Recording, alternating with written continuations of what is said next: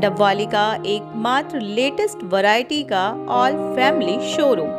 हमारे यहाँ बच्चों व लेडीज के स्पेशल हर तरह की फैंसी व लेटेस्ट वैरायटी उपलब्ध है। याद रखें, बेदी फैशन, कॉलोनी रोड, मंडी, डबवाली।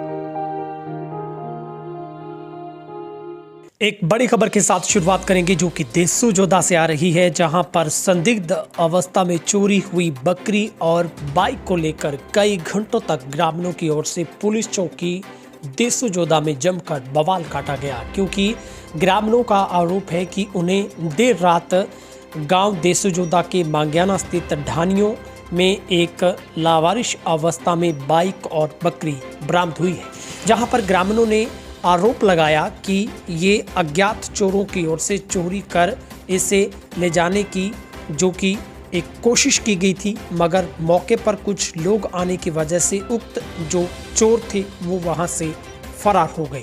जैसे ही ये बकरी और बाइक लोग लेकर पुलिस चौकी में पहुंचे तो पुलिस के भी हाथ पांव फूल गए, जिसके बाद पुलिस ने अपने स्तर पर जांच शुरू की तो पता चला कि ये एक पास के ही गांव के कुछ लोगों की बाइक थी, जो कि अपने रिश्तेदारी में एक महिला से देर रात बकरी खरीद कर वापस अपने गांव जा रहे थे कि रास्ते में उन्हें कुछ लोगों के साथ उनका सामना हुआ और बाइक पर सवार लोगों को शक हुआ कि वे लोग उन्हें लाठी डंडों से पीटेंगे, इसलिए वो बकरी और बाइक छोड़कर फरार हो गई।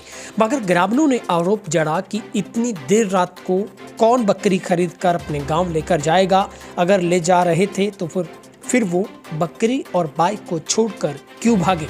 जिसके बाद उस महिला को भी पुलिस के सामने लाया गया, जिससे वो बकरी खरीदी गई थी, जहां पर महिला ने पुलिस को बताई, बातचीत में बताया है कि वो अपने रिश्तेदारों के पास ही उसने अपनी बकरी को बेचा था, जो कि देर रात उसे ले जाकर अपने गांव ले जाना चाहते थे, मगर कुछ लोगों के साथ उनका जब सामना हुआ तो उन्हें डर हुआ कि उनके साथ मारपीट हो सकती है। फिलहाल लोगों की मांग है कि इस पूरे मामले में इन्वेस्टिगेशन नए सिरे से होनी चाहिए, क्योंकि लगातार इलाके में पशु चोरी के मामले लगातार बढ़ रहे हैं। जहां पर थाने में पहुंचे ग्रामीणों ने आरोप लगाया कि इससे पहले भी वो कई बार पुलिस को लिखित में शिकायत कर चुके हैं, लेकिन उनकी कोई भी सुनवाई नहीं हुई है, क्योंकि लगातार बकरी चोरी होने की घटनाएं सामने आ रही है। ये मामला सिर्फ देसूजोदा चौकी का नहीं, बल्कि डबवाली के कई गाँव में और रानिया और पूरे सिरसा जिला के कई इलाकों में बकरी चोर गिरोह एक्टिव होने की खबरें सामने आई है, मगर पुलिस इस मामले में अभी तक कोई भी जो गहनता से जांच नहीं कर पाई है। वहीं पर पुलिस का कहना है कि इस मामले में पुलिस गहनता से जांच में जुटी है। फिलहाल पुलिस का कहना है कि इसमें न ही तो बकरी चोरी की गई और न ही बाइक को चोरी किया गया, बल्कि कुछ लोग अपने ही रिश्तेदारी में पड़ती महिला से बकरी को खरीद कर वापस गांव की तरफ जा रहे थे कि उनका शक हुआ कि उनके साथ मारपीट हो सकती है। फिलहाल ग्रामीणों की ओर से इस संबंध में जो शिकायत है वो सिटी थाना में भी दी गई है। आपको पूरी वीडियो भी दिखाते हैं, सुनवाते हैं आखिर लोग क्या आरोप लगा रहे हैं। बकरी यार मेरा मोटरसाइकिल है, मैं आगे रिश्तेदारी बकरी भेज दी सी तो चौकी च बुढ़ी आ नहीं रही ਹੁਣ ਚੌਕੀ ਆ ਨਹੀਂ ਰਹੀ ਨਾ, ਚੌਕੀ ਵਾਲੇ ਲਿਆਉਂਦੇ ਆ ਜਾ ਕੇ। ਜਦੋਂ ਤੁਸੀਂ ਚੋਰ ਫੜਿਆ ਉਦੋਂ ਬੁੜੀ ਰਾਤ ਆਈ ਸੀ ਤੁਹਾਡੇ ਕੋਲ ਮੋਟਰਸਾਈਕਲ ਲੈਣ? ਸਾਡੇ ਕੋਲੇ ਆਈ ਸੀ।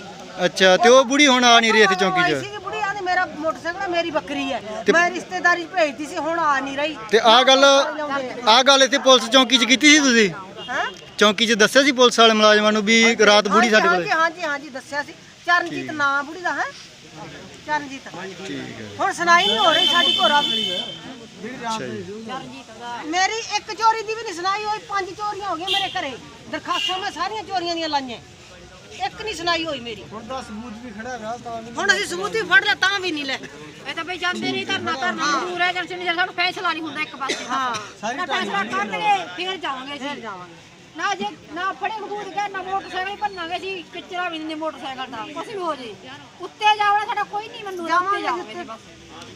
ਡੀਸੀ ਦਾ ਫੈਸਲਾ ਹੋਣਾ ਚਾਹੀਦਾ, ਜਿੰਨੇ ਸਾਡਾ ਫੈਸਲਾ ਹੁੰਦਾ ਸੀ ਕਿਸੇ ਪਾਸੇ ਗੱਲ ਨਹੀਂ ਕਰਦੇ। ਡੀਸੀ ਦੇ ਜਾਵਾਂਗੇ ਅਸੀਂ। ਅੱਜ ਤਾਂ ਸਾਡੀਆਂ ਬੱਕਰੀਆਂ ਚੱਕੀ ਦੀਆਂ, ਕੱਲ ਨੂੰ ਸਾਡੀਆਂ ਧੀਆਂ ਭੈਣਾਂ ਵੀ ਐ। ਅਰੇ ਵਾਰ ਜਾਣ ਵਾਲੇ ਧੱਕੇ ਨਾਲੇ ਮਾੜੀ ਖਾਸ ਗੱਲ ਦੋਨੇ ਵਾਰ ਕੇ। ਹਾਂ, ਐਵੇਂ ਦੋ ਬੰਦੇ ਸੀ ਮੋਟਰਸਾਈਕਲ ਤੇ ਆ ਬੱਕਰੀ ਲੈ ਕੇ ਜਾਂਦੇ ਸੀ ਚੋਰੀ, ਤੇ ਅਸੀਂ ਫੜ ਲਏ। ਮੰਗ ਰਹੇ ਢਾਣੀ ਪਿੰਡ ਦੇਸੀ ਉਹਦਾ ਹੀ ਦੋ ਬੰਦੇ ਸੀ ਉਹਦਾ ਫਰਾਰ ਹੈ ਜੀ। ਮੋਟਰਸਾਈਕਲ ਤੇ ਬੱਕਰੀ ਸੀ, ਆ ਸਬੂਤ ਖੜੇ ਹੋਏ ਜੀ। ਕਾਰਵਾਈ ਨਹੀਂ ਆ ਕਰ ਚੌਕੀ 'ਚ ਖੜੇ ਆ ਜੀ। ਇਹ ਕਾਰਵਾਈ ਹੋਣੀ ਚਾਹੀਦੀ ਹੈ।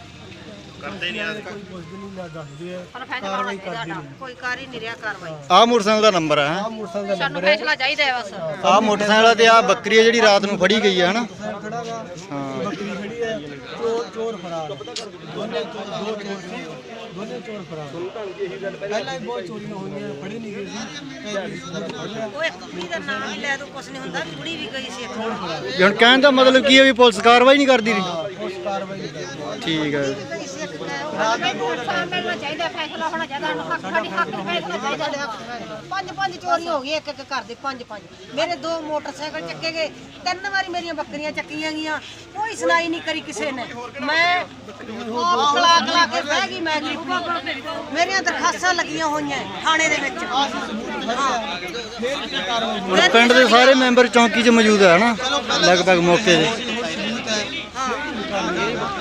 ਹੁਣ ਸਾਡੇ ਕੋਲ ਸਬੂਤ ਆ ਗਿਆ। ਇਹਨੇ ਲੈ ਕੇ ਸਾਡੀ ਤਾਂ ਆ ਬਾਬੇ ਸਾਰੇ ਪਿੰਡ ਦੀ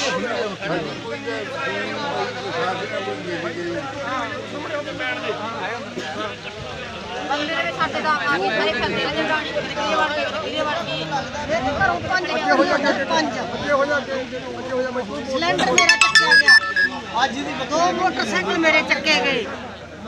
3 ਵਾਰੀ ਬੱਕਰੀਆਂ ਮੇਰੀਆਂ ਚੱਕੀਆਂ ਗਈਆਂ। ਇੱਕ ਇਸ ਬੰਦੇ ਦੀ ਬੱਕਰੀ ਚੱਕੀ ਸਾਡੀ ਐਡੀ ਵੱਡ।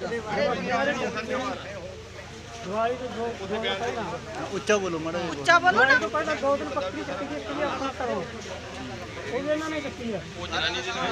ਸੁਣਾਈ ਕੋਈ ਹੁੰਦੀ ਨਹੀਂ, ਕਾਰਵਾਈ ਹੁੰਦੀ ਨਹੀਂ। ਕਾਰਵਾਈ ਕੋਈ ਹੁੰਦੀ ਨਹੀਂ ਕੋਈ ਵੀ ਕਾਰਵਾਈ ਸਾਡੀ। ਠੀਕ ਹੈ।